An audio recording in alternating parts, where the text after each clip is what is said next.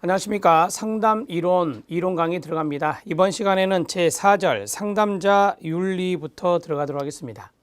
자, 상담자 윤리, 우리 교재 맨 뒤에 보면 청소년 상담사의 윤리 강령이 들어있을 겁니다.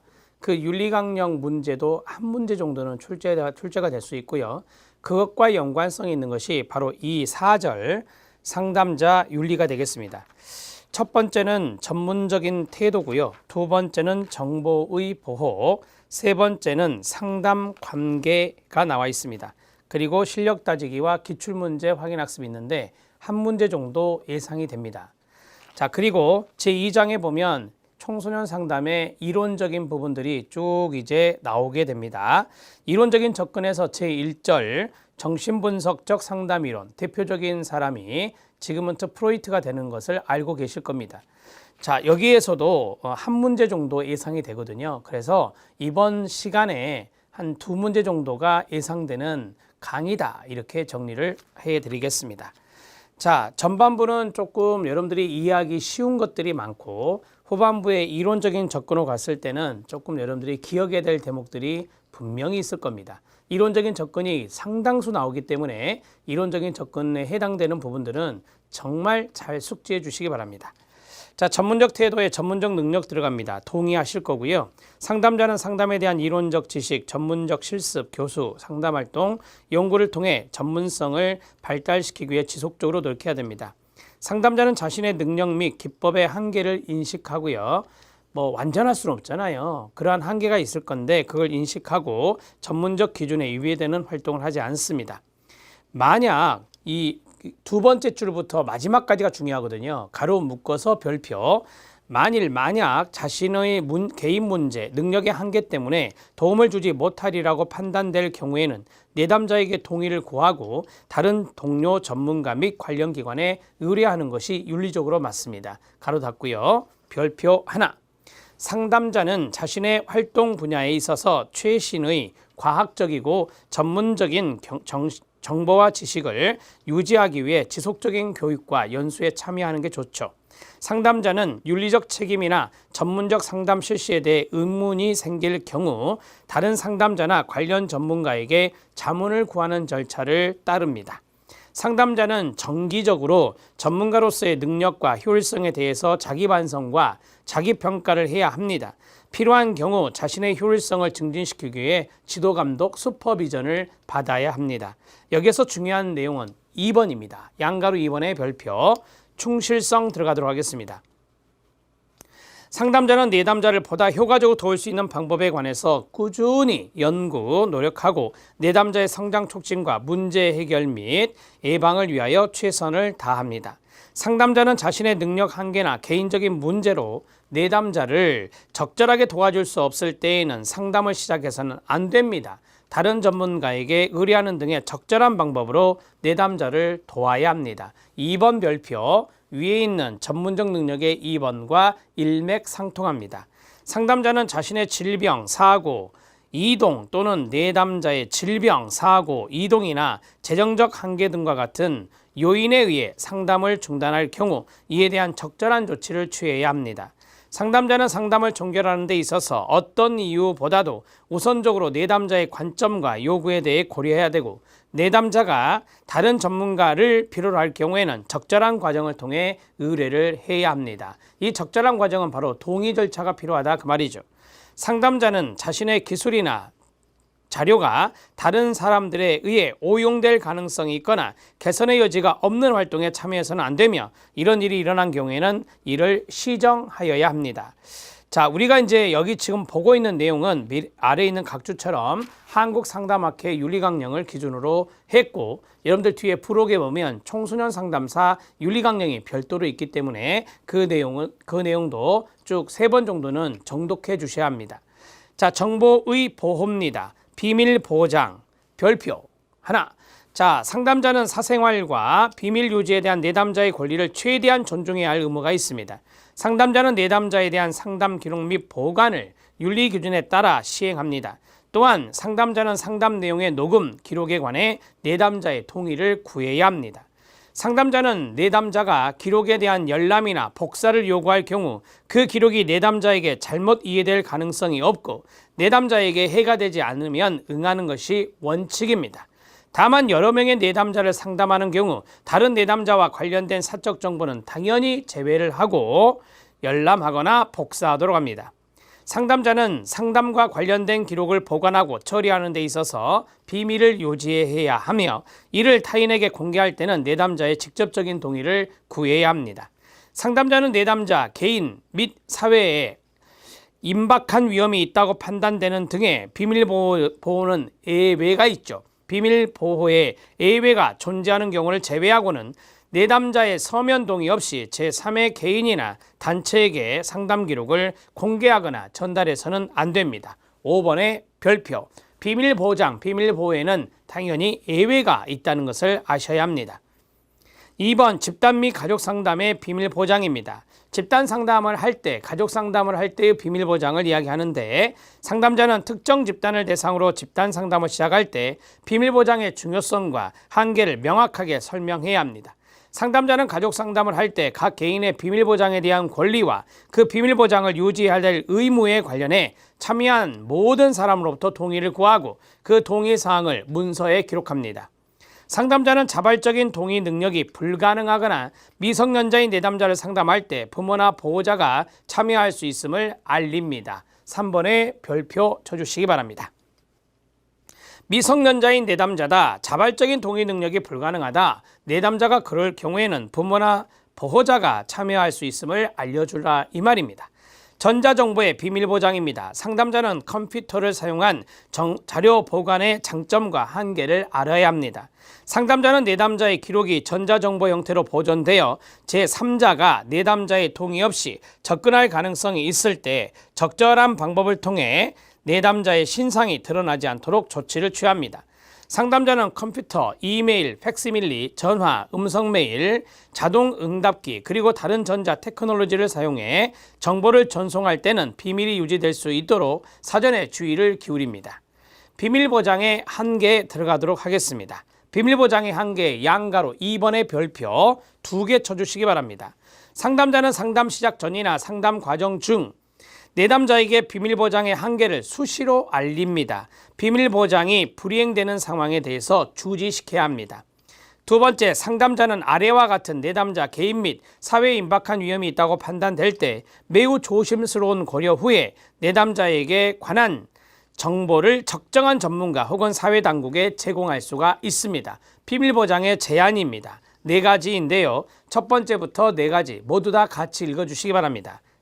1번 시작. 내담자의 생명이나 사회 안전을 위협하는 경우 위협의 동그라미.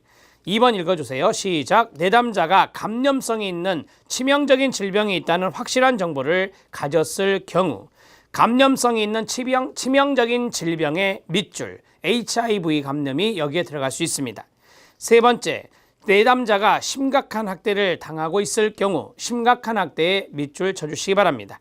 마지막 4번째 같이 읽어주시기 바랍니다. 시작. 법적으로 정보의 공개가 요구되는 경우입니다. 법적으로 정보 공개 요구. 자, 거기에 밑줄 치면 됩니다. 내담자가 소송 중에 있을 수 있습니다. 법원에서 이 내담자의 정보를 공개하기를 요청할 수 있습니다. 그럴 때는 네, 제공될 수 있다. 이렇게 정리하시면 됩니다. 이 4가지가 잘 나오는 것이기 때문에 꼭 알아두셔야 되고 묶어서 별표. 상담자는 만약 내담자에 대한 상담이 여러 전문가로 구성된 집단에 의한 지속적인 관찰을 포함하고 있다면 그러한 집단의 존재와 구성을 내담자에게 알릴 의무가 있습니다. 상담자는 내담자의 사적인 정보의 공개가 요구할 때 오직 기본적인 정보만을 공개합니다. 더 많은 사항을 공개하기 위해서는 사적인 정보의 공개에 앞서 내담자에게 알리고 동의를 얻어야 합니다. 상담자는 비밀보장의 예외 및 한계에 관한 타당성이 의심될 때는 다른 전문가나 지도감독자 그리고 학회 윤리위원회 자문을 구해야 합니다. 상담관계 밑에 다중관계가 있습니다. 별표 하나, 다중관계는 바람직하지 않습니다. 상담자는 내담자와 친밀한 관계를 인식하고 내담자에 대한 존중감을 유지하며 내담자를 이용하여 상담자 개인의 필요를 충족하고자 하는 활동 및 행동을 하지 않습니다. 상담자는 상담 전에 상담 관계에 영향을 줄 수 있는 상담의 목표, 기술, 규칙, 한계 등에 관해서 내담자에게 알려주어야 합니다. 3번 별표. 상담자는 객관성과 전문적인 판단에 영향을 미칠 수 있는 다중관계를 맺지 않습니다. 다중관계를 피해야 합니다. 예를 들어서 상담자와 내담자 관계인데 또 다른 관계가 있습니다. 스승과 제자의 관계다, 친인척 관계다, 이런 것들은 좋지 않다 이 말입니다. 단 내담자의 복지를 위해 상담자와 내담자가 사전 동의를 한 경우와 그에 대한 자문이나 감독이 병행될 때는 상담 관계를 맺을 수도 있습니다. 단서가 있습니다. 어떤 단서입니까? 사전 동의를 한 경우, 그리고 자문이나 감독이 병행될 경우, 이럴 때는 상담 관계를 맺을 수도 있다라고 하는 것을 단서로 넣었습니다. 4번 상담자는 특별한 경우를 제외하고는 내담자와 상담실 밖에서 사적인 관계를 맺지 않습니다. 상담자는 내담자의 관계에서 상담료 이외에 어떠한 금전적, 물질적 거래관계도 맺지 않습니다. 성적 관계입니다. 상담자는 내담자와 어떠한 형태의 성적 관계를 갖지 않습니다. 상담자는 내담자와 성적 관계를 맺었거나 유지하는 경우 상담 관계를 형성하지 않습니다. 상담자는 상담 관계가 종결된 이후에도 최소 2년 내에는 내담자와 성적 관계를 맺지 않습니다. 자, 네 번째, 상담자는 상담 종결 이후 2년이 지난 후에 내담자와 성적 관계를 맺게 되는 경우에도 이 관계가 착취적이 아니라는 것을 철저하게 검증할 책임이 있습니다. 상담자는 성적 유인, 신체적 접근 또는 성적인 성격을 지닌 성적 위협에 관여하지 않습니다. 이를 알게 되거나 듣게 되었을 경우 묵과하지 않고 적절한 조치를 취합니다. 자, 이 성적 관계보다 다중관계가 더 많이 출제되기 때문에 1번에 있는 다중관계에 별표를 쳐주시기 바랍니다. 자, 실력 따지기 비밀보장 들어갑니다. 자, 비밀보장은 상담자의 윤리적 의무입니다. 그러나 제한이 가능합니다. 제한 가능의 동그라미. 절대적인 의무는 아닙니다. 이걸 뭐라 하느냐? 윤리적 상대주의라고 말합니다. 윤리적 상대주의에 밑줄 쫙 그어주세요. 비밀 보호 의무는 내담자의 가족과 동료에 대해서도 지켜져야 합니다. 비밀 유지 예외사항, 거기에 별표 하나. 1번, 내담자의 상담과 치료에 관여한 상담자와 의사, 이들의 업무를 도운 보조자들 간의 의사소통을 위해 말할 수 있습니다. 자, 상담자와 내담자가 관계를 맺고 있는데 내담자에게 도움을 주기 위해서 다른 전문가와 소통을 할 수 있다 그 말입니다. 2번, 내담자가 비밀 노출을 허락한의 동그라미, 허락한 대상자에게는 비밀을 말할 수 있습니다. 내담자가 허락했기 때문입니다. 내담자를 대신해서 법적으로 권한을 부여받은 사람, 예를 들어 후견인, 대리인, 이런 사람들의 동의를 얻은 후에 비밀을 말할 수가 있습니다. 적절한 전문적 자문을 구하기 위한 슈퍼비전의 밑줄, 슈퍼비전의 경우는 내담자의 사례를 말할 수 있습니다. 내담자나 그 밖의 다른 사람들을 상해나 위험, 상해, 동그라미, 위험, 동그라미, 보호하기 위한 경우 비밀을 말할 수 있습니다. 6번째, 앞에서 말했죠. 법률에 의해 위임되고 승인된 경우 비밀을 말할 수 있습니다.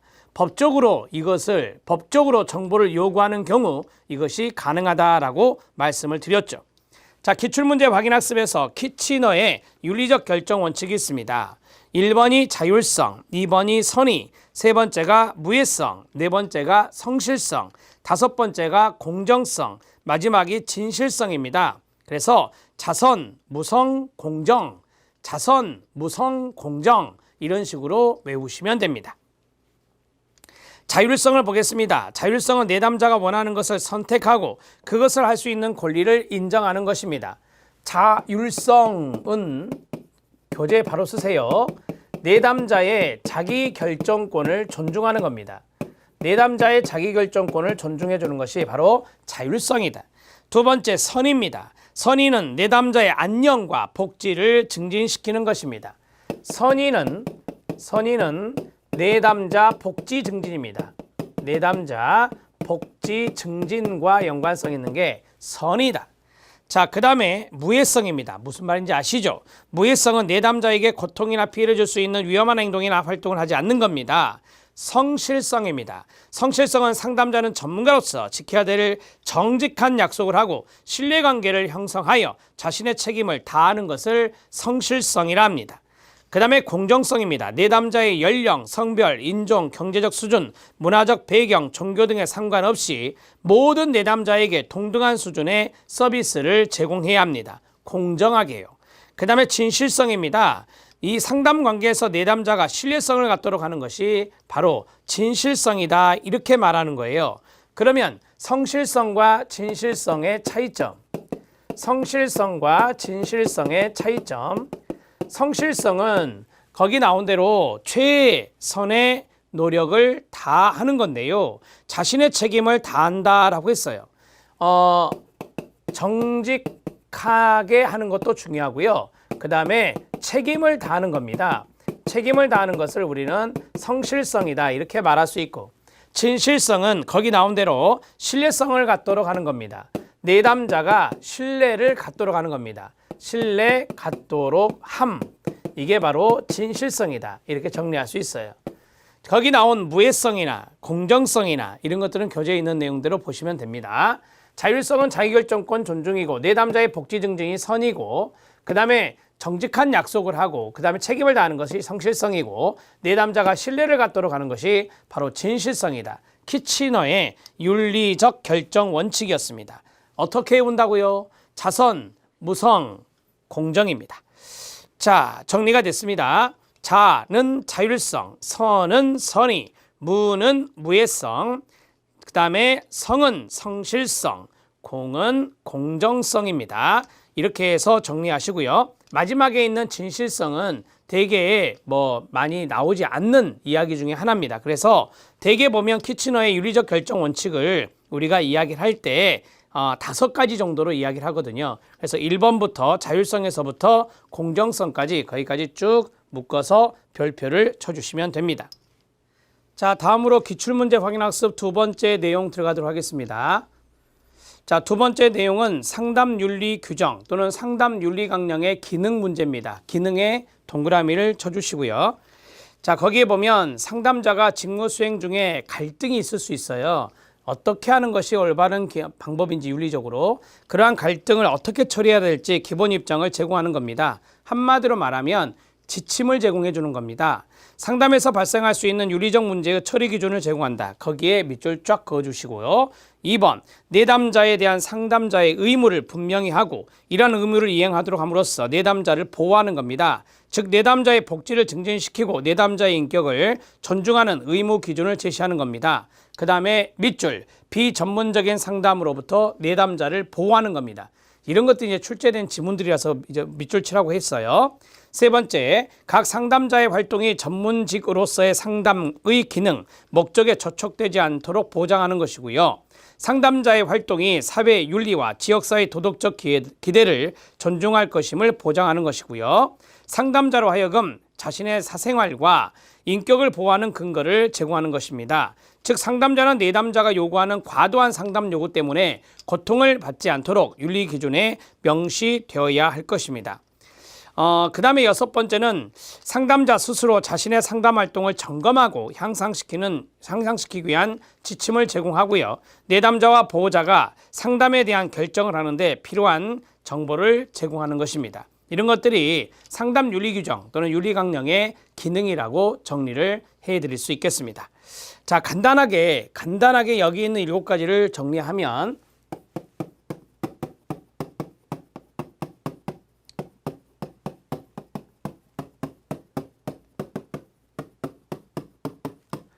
자, 상담 윤리 규정이나 윤리 강령의 바로 이제 기능, 이런 것들을 보시면, 첫 번째로는 윤리적 문제, 지침을 제공한다. 윤리 문제 해결에 대한 지침을 제공한다. 이렇게 정리할 수 있고요. 그 다음에 두 번째, 내담자를 보호할 목적이 있다라고 했어요. 두 번째 보면 내담자의 복지를 증진시킨다라고 했죠. 자, 내담자 복지 증진, 그 다음에 보호, 이런 것을 제공해 주는 것이 바로 윤리 규정 또는 윤리 강령이다. 이렇게 정리할 수 있어요. 자, 그 다음에 이제 상담자의 활동이 전문직으로서의 기능, 목적에 저촉되지 않도록 한다라고 했는데, 자, 전문 상담, 전문적 상담의 목적, 그 다음에 기능, 이런 것들을 적절히 수행해야 되겠죠. 이런 것을 위해서 윤리 규정이 있다라고 보시면 됩니다. 자, 네 번째는 이 사회적인 윤리가 나왔어요. 그 다음에 지역사회 도덕적 기대, 이런 것들을 존중하는 건데요. 도덕적인 기대, 그 다음에 사회윤리, 이러한 측면에 대해서 존중하는 것이 바로 이 윤리 규정에, 윤리 강령에 들어 있어야 되겠죠. 그 다음에 5번째입니다. 5번째는 그 2번째 문구에 보면 내담자가 요구하는 과도한 상담 요구, 이러한 것들에서 고통받지 않도록 윤리 기준에 명시돼야 된다. 그러니까 상담자로 하여금 어떤 자신의 사생활, 인격 이런 것도 보호하는 근거가 필요하다라고 했어요. 어떤 내담자는 상당히 과도한 상담 요구가 있을 수 있거든요. 내담자의 요구예요. 여기에서 상담자가 고통받지 않도록 하는 것도 필요하다라고 했어요. 상담자의 고통. 자, 2번째 줄에 보면 받지 않도록 윤리 기준에 명시될 필요가 있다라고 했습니다. 상담자의 고통을 경감시켜주는 윤리 기준입니다. 자, 윤리기준 명시, 이런 것도 필요하다라고 보시면 됩니다. 6번째입니다. 6번째는 상담활동을 점검하고 향상시킨다라고 했어요. 상담자의 상담활동 점검입니다. 상담활동을 점검하는데 그러한 것들을 윤리기준에 따라서 우리가 쭉 윤리기준이나 윤리강령이나 윤리규정에 따라서 점검해 볼 수 있겠죠. 그리고 향상을 도모할 수 있습니다. 마지막 7번째는 상담의 결정, 상담 결정에 대해서 필요한 정보를 제공한다라고 했는데요. 거기 보면 내담자 보호자라고 했어요. 그래서 보호자가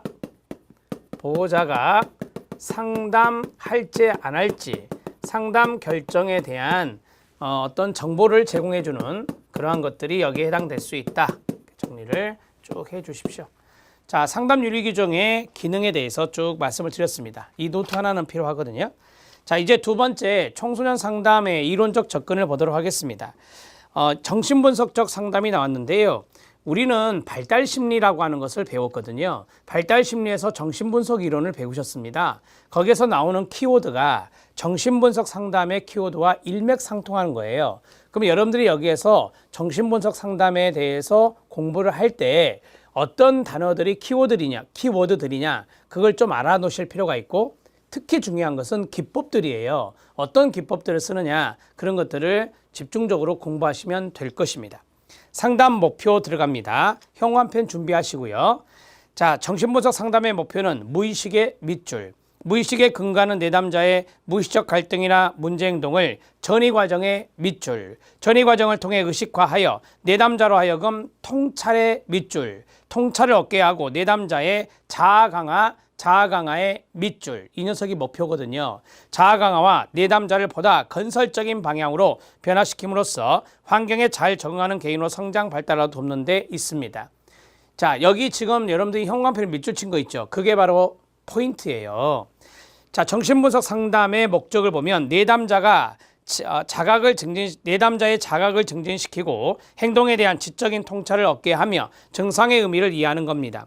내담자와의 대화에서 정화에서 통찰로, 통찰에서 무의식적 문제를 다루며 노력하는 과정을 통해 성격의 변화, 그 자리에 밑줄, 성격의 변화도 중요한 거예요. 성격이라고 하는 것을, 성격의 구조라는 것을 프로이드가 원초와 자아, 초자아로 이야기했어요. 이런 자아가 강화되는 것을 성격의 변화라고 말할 수 있어요. 성격의 변화를 유도하고 지적이고 정서적인 이해와 재교육을 이루는 것이 되겠습니다. 자, 상담의 기법의 첫 번째, 자유현상 별표 하나, 해석 별표 둘, 저항의 분석과 해석도 나왔고요. 전이의 분석과 해석도 나왔어요. 이게 다 해석과 연관성이 있는 거예요. 그 다음 밑에 실력 따지기에 보면 전이가 있고 훈습이 있고 역전이가 있습니다. 자, 거기에서 3번 훈습의 별표, 그 다음에 역전이의 별표, 이런 것들이 출제된 부분들입니다. 자유현상. 5번은 경청과 감정이입, 6번은 꿈의 분석, 7번은 버텨주기 기법, 8번은 간직하기 기법, 9번은 현실 검증 기법이 있습니다. 이런 것들이 정신분석 상담에서 사용하는 기법들이다. 이렇게 보시면 돼요. 중요한 것들은 전반부에 다 있네요. 자, 그러면 자유현상, 과거를 회상하는 기법입니다. 내담자는 일상생활의 상념과 선입견을 제거하고 어떤 감정이나 생각도 밑줄 억압하지 않은 채 마음에 떠오르는 것이면 무엇이든 즉시 말하도록 하는 기법까지 밑줄입니다. 여기까지가 자유현상이에요. 내담자가 최대한 자발적으로 참여하도록 해야 합니다. 무의식적 소망, 무의식의 밑줄, 무의식적 소망, 동기, 갈등 등을 의식화시키는 데 사용할 수 있습니다. 한마디로 말하면 전이 과정에 사용하는 것이 자유현상이다. 내담자로 하여금 떠오르는 생각이나 느낌을 의식적으로 겁내하지 않고 그대로 표현하게 하는 것이 자유현상 기법이에요. 해석입니다. 치료적 관계에서 나타나는 내담자 행동의 의미를 설명하고 때로는 가르치기도 하는 것으로서 행동에 대한 단순한 설명이 아닙니다. 끊어요. 자아가 더 깊은 무의식의 내용을 탐색할 수 있도록 도와주는 것이다. 자아가, 여기서부터 밑줄, 자아가 더 깊은 무의식의 내용을 탐색할 수 있도록 도와주는 게 바로 설명해주는 해석이다. 이렇게 보시면 돼요. 이때 너무 빠른 해석이나 비현실적인 해석은 바람직하지 않습니다. 적절한 시기, 즉 내담자가 받아들일 수 있는 그러한 시기를 선택해서 적절한 해석을 해야 합니다. 꿈, 자유현상, 저항, 전이 또는 치료관계에 나타나는 내담자 행동의 의미를 끊어요. 치료자가 지적하거나 설명하는 것입니다. 설명하는 것의 밑줄, 해석은 설명해 주는 겁니다. 새로운 자료를 자아에 동화시켜서 더 깊은 무의식적 자료를 합하는 과정을 촉진시키는 겁니다. 해석의 시기는 내담자의 반응을 통해 결정되게 되는데 시기가 적절하지 않을 경우 내담자에게 거부감을 줄 수 있고 저항을 불러일으킬 수 있으니 유의해야 합니다. 저항의 분석과 해석과 전이의 분석과 해석에서 중요한 단어는 마지막에 있는 해석이란 단어입니다. 해석의 밑줄. 저항은 참을 수 없는 불안에 대항하여 자아를 방어하려는 무의식적인 역동입니다. 끊어요. 치료자는 이 저항을 지적하고 해석해 줌으로써 내담자가 이에 대해서 깨달을 수 있도록 위로 빼서 통찰이라고 쓰면 됩니다. 치료의 진전을 저해하고 내담자가 무의식의 내용을 표현하는 것을 방해하는 모든 것을 바로 저항이라 합니다. 지각하거나 결석하거나 무리한 행동을 하거나 중요치 않는 이야기를 오래 한다든지 자유현상을 잘 못하는 경우 이런 것들이 저항에 들어갑니다. 저항의 해석을 통해서 내담자가 저항의 원인을 자각하고 그것을 계속 탐색하도록 촉진해야 합니다. 전이의 분석과 해석입니다. 무의식 속에 있는 것들을 바로 의식 영역으로 옮기는 과정을 트랜스퍼런스 전이라고 합니다. 전이에 대한 분석은 내담자로 하여금 과거 자신의 해결되지 못했던 일이 현재 자신에게 어떻게 영향을 미치는지 통찰할 수 있는 기회를 부여하는 겁니다. 통찰된 미결 사항을 적절히 해석하고 훈습함으로써, 훈습은 맨 아래 보면 각주가 있습니다. 훈습은 환자의 또는 내담자의 저항, 분석자의 저항에 대한 해석, 해석에 대한 환자의 반응, 이러한 것들이 바로 훈습의 과정들이다, 이렇게 말할 수 있어요. 자, 훈습함으로써 내담자가 스스로 자신을 변화시킬 수 있는 기회를 갖게 합니다. 내담자가 과거의 부모나 중요한 타인과 경험했던 감정이나 갈등을 끊어요. 치료자에게서 다시 경험하는 것이 전입니다. 무의식적으로 일어나기 때문에 내담자는 이를 모르고 보통 부적절한 감정이나 행동으로 나타내게 됩니다. 전이 분석은 내담자로 하여금 과거 영향력이 과거 무의식 속에 있는 게 나오는 거니까 과거의 영향력이 어떻게 작용하는지 깨닫게 통찰하게 하는 데 있습니다. 실력 따지기 보면 전이 발달이 있어요. 내담자가 정서적으로 중요한 의미를 부여하는 감정을 끊어요. 치료자에게 전이하기 시작합니다.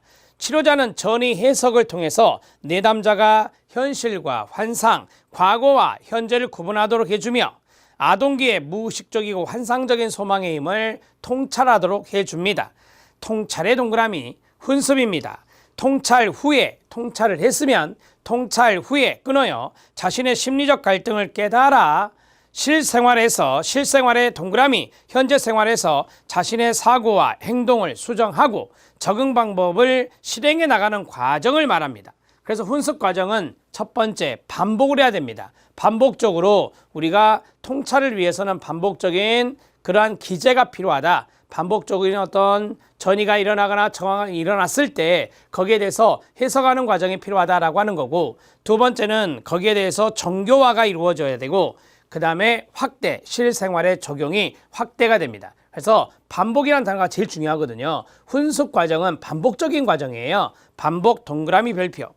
역전이 무엇인지 아시죠? 치료자가 내담자에게 하는 전이 현상을 말합니다.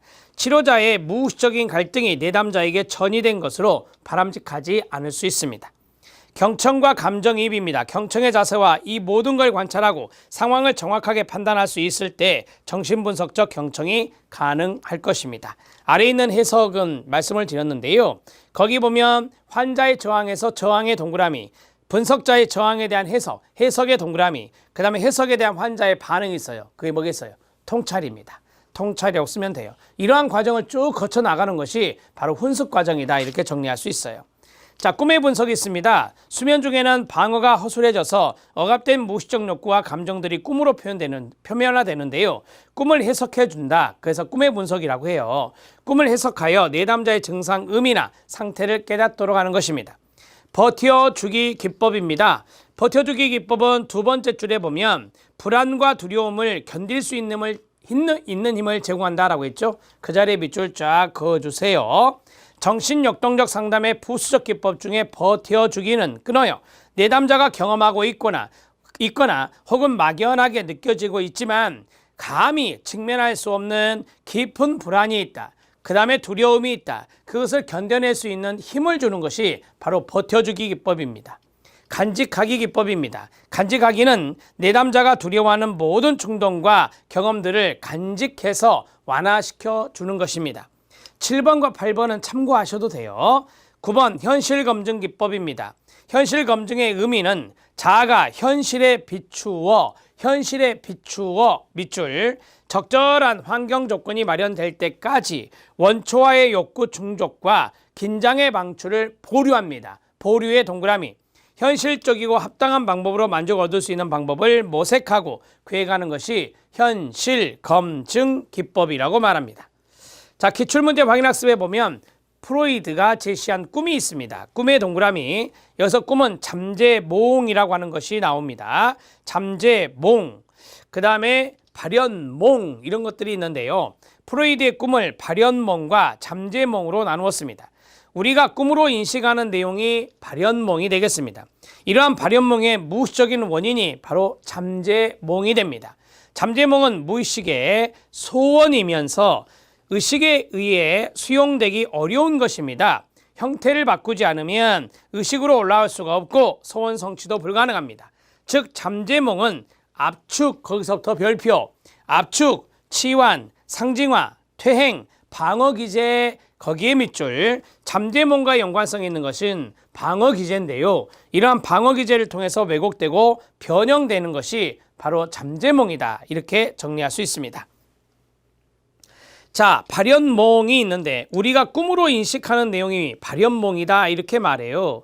그 다음에 이 발현몽이 나타나는 무의식적인 원인들이 있을 건데 그게 바로 잠재몽이다. 이렇게 정리하시면 돼요. 그래서 무의식과 연관성이 있는 것이 잠재몽이다. 이렇게 정리를 꼭 해주시고, 우리가 자고 나서 꿈이 생각나는 경우가 있어요. 그게 바로 이제 일종의 발현몽이 된다. 이 말이에요. 그래서 꿈으로 인식하는 내용, 그게 바로 발현몽이다. 그런데 그 녀석의 무의식적인 측면이 있는데 그게 바로 드러나지 않는 바로 잠재몽이다라고 하는 거예요. 이것들은 방어기제를 통해서 왜곡되고 변형되는 것들이 바로 잠재몽이라는 것을 알아두셔야 됩니다. 기출문제 확인학습 별표. 자, 우리는 잠재몽을 분석할 필요가 있어요. 잠재몽, 무의식에 있는 것이기 때문에 그것을 분석할 필요가 있다. 이렇게 정리를 하십시오. 자, 그 다음에 정신분석 상담의 절차가 있습니다. 내담자에게 자신에 관한 사례를 작성하게 합니다. 두 번째, 내담자를 긴 의자에 눕게 하고 아무런 통제나 제지를 받지 않는 상황, 자유연상이라고 쓰세요.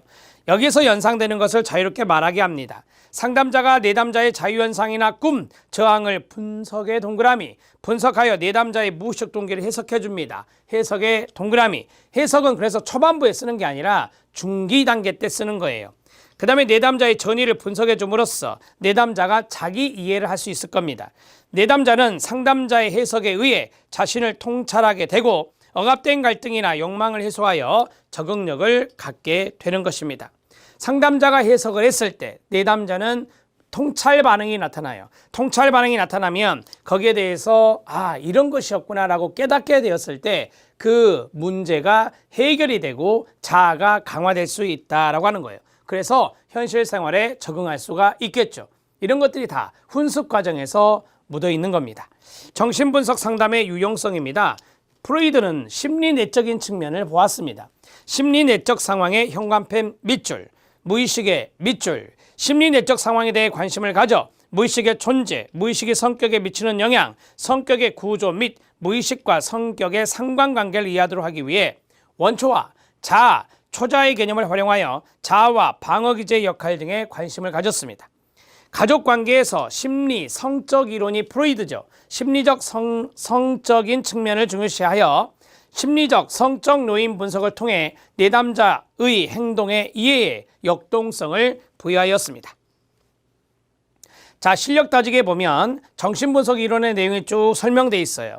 여기에서 여러분들이 중요한 걸 건지하셔야 되는데, 자, 내담자의 문제는 인생 초기 경험에 비롯된다. 써요. 과거 중시. 그 다음에 내담자의 과거의 밑줄, 무의식의 심연에 숨겨버린 갈등의 경험을 이해하는 게 중요하다. 오른쪽에 쓰세요. 무의식 강조. 그 다음에 의식의 수준 3가지. 시작. 무의식, 전의식, 그 다음에 의식. 그 다음에 성격의 구조 3가지. 원초와 자아, 초자아가 됩니다. 그 다음에 심리성적 발달 단계 5단계. 시작. 구, 항, 남, 참, 생 5단계. 구강기, 항문기, 남근기, 잠복기, 생식기. 불안은 3가지가 있다. 현실적인 불안과 그 다음에 신경증적 불안과 그 다음에 도덕적 불안이다. 자, 여기에서 신경증적 불안은 원초아와 연관성이 있어요. 현실적 불안은 자아와 연관성이 있어요. 도덕적 불안은 초자아와 관련성이 있다. 이 정도 아시죠? 훈습은 앞에서 했죠. 저항, 동그라미, 해석, 동그라미, 반응, 동그라미. 이 반응이 바로 뭐다? 통찰이다. 그 다음에 방어기제라고 하는 용어를 썼던 사람이 프로이트. 자유현상, 꿈의 분석, 정화, 전이, 역전이, 저항, 해석, 리비도. 리비도는 성적 본능 에너지라고 배우셨습니다. 이런 것들이 다 프로이드의 정신분석 이론과 연관성이 있어요. 기출문제 확인 학습 2가지 모두 다 별표 쳐주시면 됩니다. 정신분석 상담, 인간의 정신은 다양한 에너지들이 상호작용하는 힘의 체계이며 에너지 체계인 정신은 에너지를 방출하고 긴장을 완화시키는 작용을 합니다. 긴장이 감소되면서 즐거움, 쾌락을 느끼게 된다고 보며 심리적 결정론의 밑줄, 인간의 성격은 심리가 결정한다. 심리적 결정론의 밑줄 기초하며 무의식이 중요하고 이 무의식 동기 중에 성적 욕구가 가장 중요하다고 하였다. 성적 욕구의 밑줄. 정신분석 이론의 주요 개념은 인간 정신세계의 마음 영역을 의식, 전의식, 무의식으로 본 것과 끊어요 원초와 자아, 초자의 개념으로 구분하고 있습니다. 정신분석 상담의 목표는 무의식에 근거하고 있는 내담자의 무의식적 갈등이나 문제, 앞에서 했던 거네요. 행동을 전이 과정을 통해 의식화하여 끊어요 내담자로 하여금 통찰을 얻게 하고 끊어요 내담자의 자아 강화와 내담자를 보다 건설적인 방향으로 변화시킴으로써 환경에 잘 적응하는 개인으로 성장, 발달할 수 있도록 돕는 데 있습니다. 마지막 기출문제 확인학습은 바로 학문 보유적 성격의 내용입니다. 학문 보유적 성격 이퀄 학문 강박적 성격이라고 배웠습니다. 발달 심리 측면과 연관성이 많아서 저는 지금 판서를 하고 있지 않습니다. 자, 학문 보유적 성격, 학문 강박적 성격과 연관성이 있어요. 그러면 깔끔하고 인색하고 완벽주의 성격을 갖고 있겠죠. 부모가 지나치게 엄격의 동그라미, 엄격하고 강압의 동그라미, 강압적으로 배변을 훈련하는 경우 아이들은 대변을 참게 되어 변비가 되고 이러한 억제 경향이 심해지면 다른 행동에도 일반화하여 학문 보유적 성격이 되는 겁니다. 2번 별표 같이 읽어요. 시작. 고집이 세고 돈이 있어 인색하며 냉정하고 복종적이고 시간을 엄수하며 지나치게 청결하게 됩니다. 완벽주의라는 말도 있을 겁니다. 자, 완벽주의 밑에다 쓰시는 센스가 필요합니다. 부모의 배변 훈련에 순종하는 경우라고 보시면 됩니다. 자, 그 다음에 3번 우유부단하고 관대하고 낭비벽이 있고 충동적이고 권위에 저항적이고 지나치게 불결하다라고 했습니다. 이거는 학문 보유적 성격에 반대가 됩니다. 부모의 배변 훈련에 대한 기대에 저항하는 경우입니다. 위에는 순종하는 경우였고 밑에는 저항하는 경우입니다. 이 저항하는 경우 우유부단하다, 관대하다, 낭비벽이 있다, 충동적이다, 권위에 저항적이다, 지나치게 불결한 경향이 있다. 자, 3번 있죠. 이 3번을 CF 처리해 주세요. 3번을 지우시고 CF 처리해 주시고요. 이 녀석들은 바로 뭐냐? 학문 폭발적 성격이라고 합니다. 학문 폭입니다. 학문 폭발적 성격이 바로 여기에 해당될 수 있다. 이렇게 정리를 하십시오. 지나치게 불결한 경향이 있다. 이것은 부모가 하는 배변 훈련에 저항하는 거예요. 자, 순종한다. 지나치게 엄격하고 강압적으로 배변 훈련했을 때 여기에 대해서 순종하는 아이들은 학문 보유적 성격을 보이게 되는 것이다. 이렇게 정리를 해주시면 되겠습니다. 자, 기출문제 확인 학습에서 2번이 중요합니다. 2번만 별표 쳐주시면 되겠습니다. 자, 앞에 있는 정신분석에 해당되는 부분들, 이런 부분들은 여러분들이 발달심리에서 충분히 배웠기 때문에 이 내용만 숙지를 하시면 됩니다.